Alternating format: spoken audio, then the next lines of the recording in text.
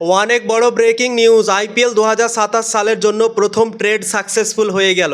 IPL এর তরফ থেকেও অফিসিয়ালভাবে কনফার্ম করে দেওয়া হয়েছে লখনৌ সুপার জায়ান্টস ও দিল্লি ক্যাপিটালসের মধ্যে। বন্ধুরা, Rishabh punt Lucknow super giants থেকে দিল্লি ক্যাপিটালসে আবার ফিরে গেল এবং কুলদীপ যাদব চলে গেল কিন্তু লখনৌ সুপার জায়ান্টসে। কয়েকদিন থেকে এই ট্রেডটাকে নিয়ে আলোচনা হচ্ছিল, সবাই বিশ্বাস করতে চাইছিল না, কিন্তু আজকে সবাইকে চমকে দিয়ে অফিসিয়াল হয়ে গিয়েছে এই ট্রেডটা। বন্ধুরা, ঋষভ পান্টকে লখনৌ সুপার জায়ান্টস 27 কোটি টাকায় নিয়েছিল। 2 বছর তাদের দলে থাকলো।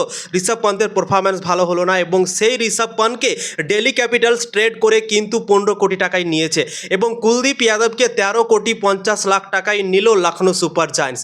তো নিজের হোম টিম থেকে খেলতে চলেছে দুটো প্লেয়ার। বন্ধুরা, ঋষভ পান্তের বাড়ি দিল্লি এবং সব কিছুই কিন্তু ঋষভ পান্ত দিল্লিতেই খেলে এসছে। ঘরোয়া ক্রিকেট থেকে নিয়ে সব কিছুই দিল্লিতে খেলেছে। তো দিল্লি ক্যাপিটালসে আবার ফিরে গেল ঋষভ পান্ত। বন্ধুরা, এবং কুলদীপ যাদবের বাড়ি হচ্ছে লখনৌতে এবং লখনৌ সুপার জায়ান্টসের দল থেকে আইপিএলে খেলতে চলেছে এবার 2027 সালে। তো এই দুটো প্লেয়ারের নিজের হোম স্টেট থেকে কিন্তু খেলতে চলেছে। তো অনেক মজা আসতে চলেছে বন্ধুরা।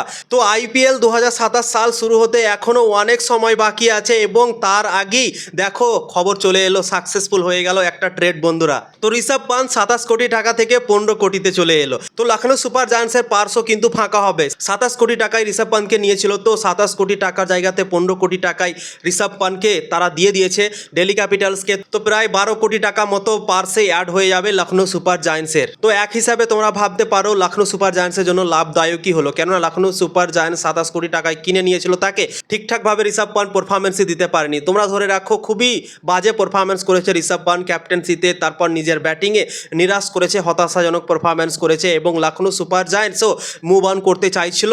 এই বছর যদি ঋষভ পান্ট নিজে মনে নাও বলতো, তাও মনে হয় ঋষভ পান্টকে বাদ দিয়ে দিত লখনৌ সুপার জায়ান্টস। আশা ছিল তো ঋষভ পান্ট হয়তো বুঝে গিয়েছিল কি আমার জায়গা যেতে পারে, এখান থেকে আমাকে রিলিজ করে দিতে পারে। তো তাই জন্য আমি নিজে থেকে বলে দিই কি আমি আর থাকবো না লখনৌ সুপার জায়ান্টসে। তো ওই রকমই হলো বন্ধুরা।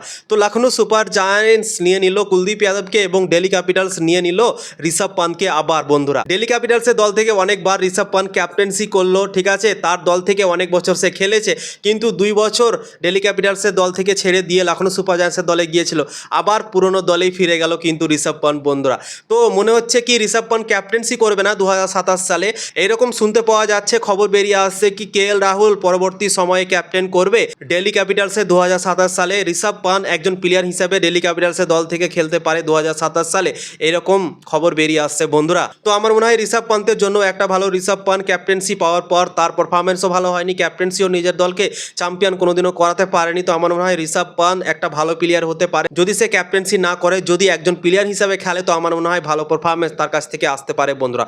তো দিল্লি ক্যাপিটালস যেহেতু আবার তাকে নিয়ে আসলো, তো দিল্লি ক্যাপিটালস চাইবে কি ঋষভ পান্ট যেন ভালো পারফরমেন্স করে আমাদের দল থেকে, এটাই আশা রাখবে দিল্লি ক্যাপিটালস। তো এই ট্রেডটা তোমাদের কেমন লাগলো অবশ্যই কমেন্ট করে জানাবে এবং ইনফরমেশন ভালো লাগলে অবশ্যই লাইক শেয়ার করে সবাইকে জানার সুযোগ করে দেবে। দেখা হচ্ছে আবার পরবর্তী আপডেট নিয়ে।